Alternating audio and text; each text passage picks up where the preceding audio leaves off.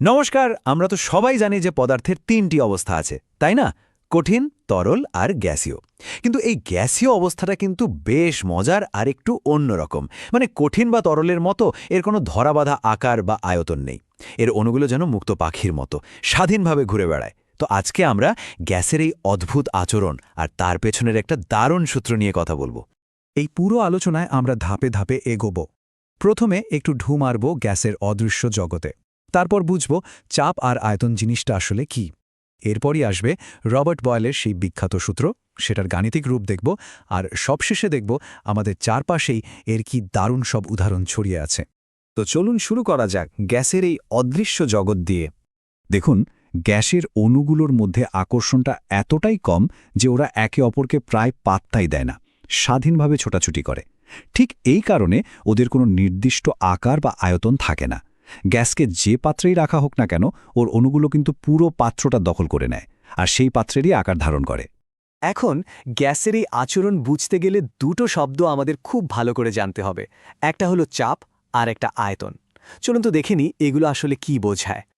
গ্যাসের অণুগুলো তো এক জায়গায় বসে থাকে না, ওরা সবসময় এলোমেলোভাবে দৌড়াদৌড়ি করে।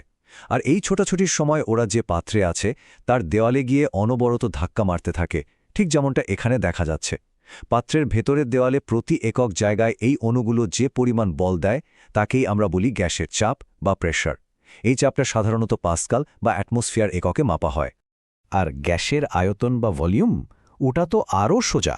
একটা গ্যাস যে পাত্রে আছে সেই পাত্রের ভেতরের মোট যতটুকু জায়গা, ঠিক ততটুকুই হলো ওই গ্যাসের আয়তন। ব্যাস, এটুকুই। তো আমরা চাপ আর আয়তন দুটোই বুঝলাম। এখন আমরা দেখব এই দুটোর মধ্যেকার দারুণ একটা সম্পর্ক, যেটা আবিষ্কার করেছিলেন বিজ্ঞানী রবার্ট বয়েল। ভাবুন তো, সেই ১৬৬২ সালের কথা। প্রায় ৩৫০ বছর আগে ইংরেজ বিজ্ঞানী রবার্ট বয়েল গ্যাসের এই দুটো বৈশিষ্ট্যের মধ্যে একটা অসাধারণ সম্পর্ক খুঁজে বের করেন, যা বিজ্ঞানের জগতে বয়েলের সূত্র নামেই বিখ্যাত হয়ে যায়। সূত্রটা কি বলছে? বলছে যে তাপমাত্রা যদি স্থির থাকে আর গ্যাসের পরিমাণও যদি একই থাকে, তাহলে গ্যাসের আয়তন তার চাপের সাথে ব্যস্তানুপাতে বদলাবে। সহজ করে বললে কি দাঁড়ায়? দাঁড়ায় যে চাপ বাড়ালে আয়তন কমে যাবে, আবার চাপ কমালে আয়তন বেড়ে যাবে। ঠিক যেন একটা দোলনার মতো, একটা উপরে উঠলে আর একটা নিচে নামে। একদম সহজ, কিন্তু দারুণ শক্তিশালী একটা ব্যাপার, তাই না? চলুন এবার দেখি এই সহজ সরল নিয়মটাকে গণিতের ভাষায় কিভাবে লেখা যায়।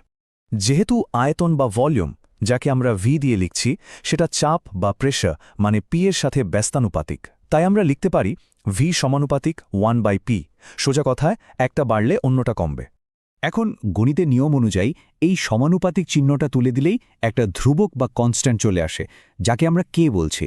আর তখন সমীকরণটা হয়ে যায় পিভি ইজ ইকুয়াল টু কে। এর মানে হলো তাপমাত্রা আর গ্যাসের পরিমাণ স্থির থাকলে চাপ আর আয়তনের গুণফলটা সবসময় একই থাকবে, একটা কনস্ট্যান্ট সংখ্যা হবে। আর এই ধারণাটা থেকেই আমরা আমাদের কাজের সূত্রটা পেয়ে যাই, যেটা হলো P1V1 is equal to P2V2। এটা সুবিধাটা কি? সুবিধা হলো যদি কোনো গ্যাসের শুরুর চাপ P1 আর আয়তন V1 আমরা জানি, তাহলে চাপ বদলে P2 করলে নতুন আয়তন V2 কত হবে সেটা নিমিষেই বের করে ফেলা যায়। বয়েলের সূত্রকে কিন্তু গ্রাফের মাধ্যমেও খুব সুন্দর করে দেখানো যায়। যদি আমরা চাপ মানে পি এর বিপরীতে আয়তন মানে ভি এর একটা গ্রাফ আঁকি, তাহলে একটা বক্ররেখা পাবো, যেটাকে বলে সমপরাবৃত্ত বা রেক্ট্যাঙ্গুলার হাইপারবোলা। কিন্তু আসল মজাটা অন্য জায়গায়। যদি আমরা চাপ আর আয়তনের গুণফল পিভি বনাম চাপের পি এর গ্রাফ আঁকি, তাহলে দেখবেন চাপ অক্ষের সমান্তরাল একটা সিধি লাইন পাওয়া যাচ্ছে। কেন? কারণ চাপ আপনি যতই বদলান না কেন, ওদের গুণফলটা তো সবসময় সেই একই মানে কনস্ট্যান্ট থাকছে। তত্ত্ব আর অঙ্ক তো অনেক হলো, চলুন এবার একটু চারিপাশে তাকাই আর দেখি যে বাস্তব জীবনে বয়েলের সূত্রে কি কি দারুণ উদাহরণ লুকিয়ে আছে। কখনো বুদবুদ উঠতে দেখেছেন?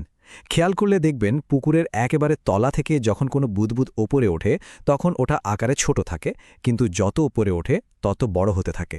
কারণটা কি? কারণ হলো জলের গভীরে জলের চাপ অনেক বেশি, তাই বুদবুদের আয়তন কম। কিন্তু বুদবুদটা যেই ওপরে উঠতে শুরু করে, জলের চাপও কমতে থাকে, আর ঠিক বয়েলের সূত্র মেনেই ওর আয়তনও বাড়তে থাকে। কিন্তু একটা প্রশ্ন তো মাথায় আসতেই পারে, তাই না? আমরা যখন বেলুন ফোলাই তখন তো ফু দেওয়ার সাথে সাথে চাপও বাড়ে, আবার বেলুনের আয়তনও বাড়ে। তাহলে কি এখানে বয়েলের সূত্র ফিল করে গেল? না, সূত্রটা মোটেও ভুল প্রমাণিত হচ্ছে না। মনে করে দেখুন, বয়েলের সূত্রের প্রধান শর্তগুলোর একটা কি ছিল? গ্যাসের ভর বা পরিমাণ কিন্তু একদম স্থির থাকতে হবে। অথচ বেলুন ফোলানোর সময় আমরা কি করি?